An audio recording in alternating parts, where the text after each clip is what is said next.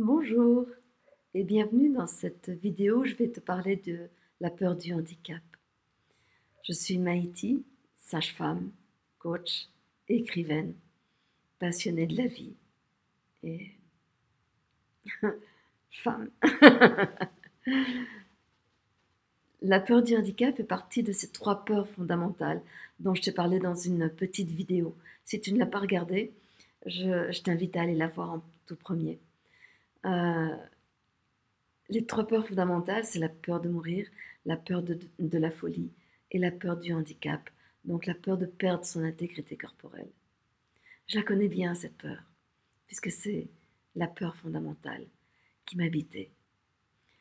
J'étais extrêmement fière, jusqu'en 2018, mi-2018, d'avoir un corps entièrement complet. On ne m'avait jamais enlevé les végétations, les amygdales, l'appendice. J'avais mes 4 dents de sagesse et toutes mes dents. Rien. On ne m'a jamais rien enlevé, même pas un grain de beauté. Et j'étais très fière de ça. Et en même temps, je savais que quelque part, j'avais peur de perdre mon intégrité corporelle. J'avais l'impression que ma valeur fondamentale, la chose la plus importante, c'était l'intégrité corporelle. Et à chaque fois que des gens se faisaient opérer, surtout lorsque c'était pour de la, pour de l'esthétique, au niveau des mâchoires par exemple, ou des choses comme ça, j'ai cette notion que le corps est bâti et c'est prouvé. Le corps est une architecture sacrée, au même titre que les grandes cathédrales, qui est bâtie sur le nombre d'or. Ces proportions qui font que il est dans la perfection, quelle que soit sa forme. Et rien n'est à enlever pour trouver la beauté d'un corps. Rien n'est à modifier. Je, je ne peux pas me prendre pour Dieu ou pour cet architecte qui crée les corps. Je ne peux pas me prendre pour lui. Et en même temps, avec cette peur de la perte de l'intégrité corporelle, j'ai été face à cette notion de me faire opérer lorsque j'ai eu le cancer du sein. Et je savais que si je me faisais opérer, c'était ablation du sein. Et pour moi, il y avait une incohérence fondamentale. C'était non, je, je, je ne peux pas faire ce sacrifice. Je ne peux pas porter atteinte à cette architecture sacrée. Ces profanations du temple de mon corps. C'était waouh. Et puis en même temps, j'ai pris la décision de me faire opérer. Et je savais qu'en me faisant opérer, je ne ferais pas de reconstitution. Je j'ai pas envie de mentir. Donc j'ai pas envie d'avoir du faux. Donc pour moi, c'était juste complètement encore plus incohérent de me faire opérer et de mettre une prothèse. Si c'était peut-être pour une jambe, pour que je puisse marcher, peut-être. Je ne sais pas. Mais là, juste pour de l'esthétique, non. Et du coup, j'ai beaucoup, avant de me faire opérer, parce que j'avais besoin d'être en paix avec mes décisions avant de me faire opérer, j'ai beaucoup cogité à cette perte de mon intégrité corporelle. Et, euh, et je me souviens, j'étais à Porquerolles, sur cette île que j'aime beaucoup. Je me promenais sous les eucalyptus, et il y avait un eucalyptus qui était monumental, énorme. Et il avait une branche coupée. Et j'ai réalisé que ça n'enlevait rien à sa beauté, ça n'enlevait rien à sa puissance, ça n'enlevait rien à sa majesté. Il était imposant, même si effectivement il avait perdu une de ses branches maîtresses. Et ça, je me suis dit, la, la beauté, la- ma puissance de vie ne réside pas dans ma forme. Peu importe, elle est au-delà de la forme. Peu importe ma forme. C'est- Ça, ne, ça porte atteinte à l'architecture sacrée de mon corps, mais ça ne porte pas atteinte à ma vie.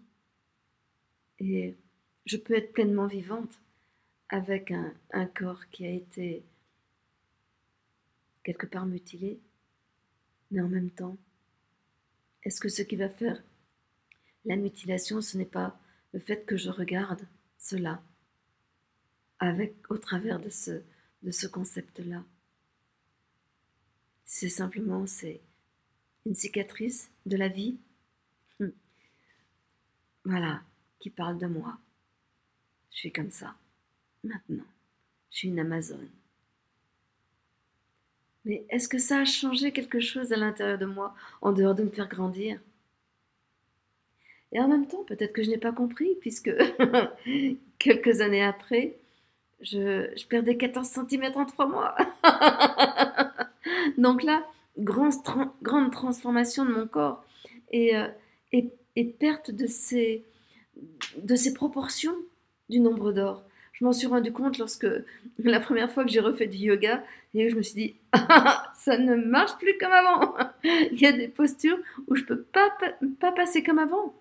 C'est pas parce que je suis petite, c'est parce que bah, j'ai des grands bras, des grandes jambes, une grande tête et un petit buste et un petit tronc. Ben, et en même temps, est-ce que ça porte atteinte à ma vie? Non. Ça m'a permis de grandir, ça me permet de grandir, ça me permet de comprendre tellement de choses. Par contre, j'ai beaucoup de gratitude pour ce véhicule sacré qu'est mon corps, parce que je lui en fais voir vraiment beaucoup. Et en même temps, ben, à cette occasion, lorsque j'ai rétréci au lavage, j'ai eu l'occasion d'être hospitalisée dans un centre de rééducation dans lequel je suis restée pendant 1 mois et demi à peu près. Et ben, j'étais au rayon des handicapés, j'étais en fauteuil roulant et j'avais de la rééducation comme tous les autres handicapés. De la rééducation en piscine et, et on se croisait.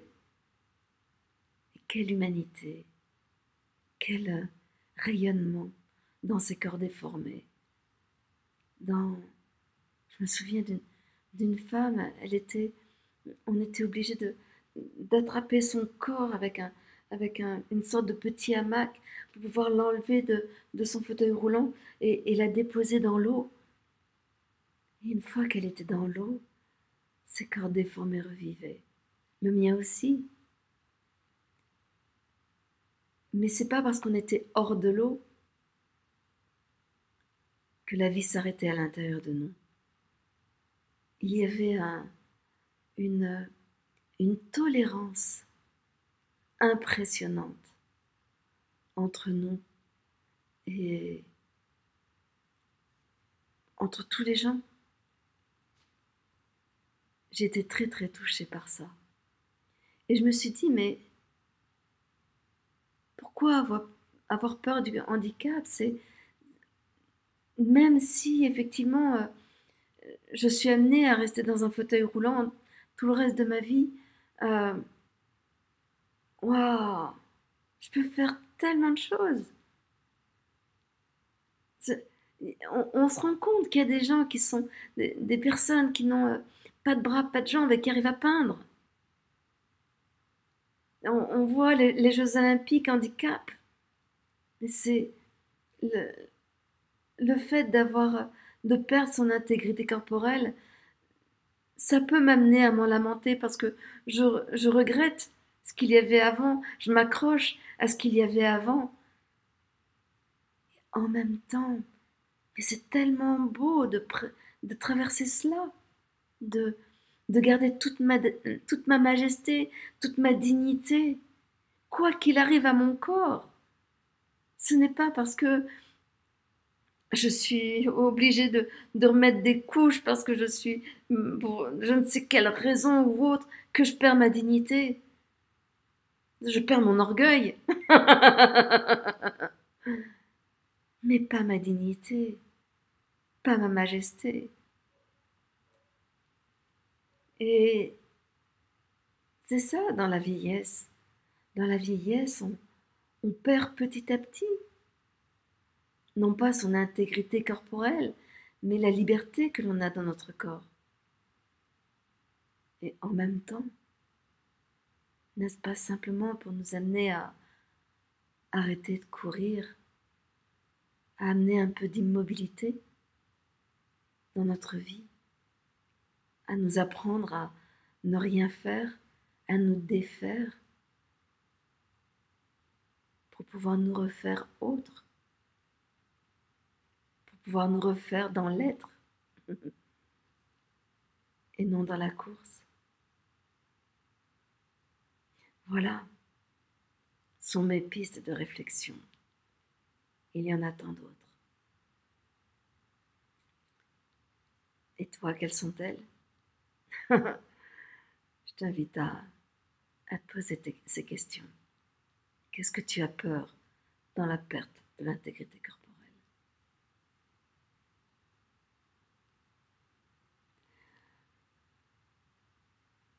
Si tu as aimé ces réflexions, je t'invite à liker, à t'abonner si tu ne l'as pas déjà fait, à commenter, à partager. Je l'ai déjà dit, c'est un moyen de me soutenir, mais c'est aussi un moyen, un merveilleux moyen, tout simple, à portée de la main, pour contribuer à l'évolution de l'humanité, qui est dans un grand changement aujourd'hui. Et cette contribution, c'est juste parce que ça, tu nourris, quelque part, en amenant cette contribution, tu nourris quelque chose qui n'est pas forcément les atrocités, ou j'espère, qui ne sont pas forcément les atrocités qu'on voit aux nouvelles, qui sont peut-être un autre regard sur la vie, qui sont, j'ose espérer, des choses qui sont peut-être porteuses un petit peu d'espoir. Donc, le fait de les soutenir, ça nourrit cet égrégore, ça nourrit toute cette énergie-là, et ça contribue à ce que ça augmente sur la Terre. Donc, je te remercie beaucoup de ta contribution et de ta présence.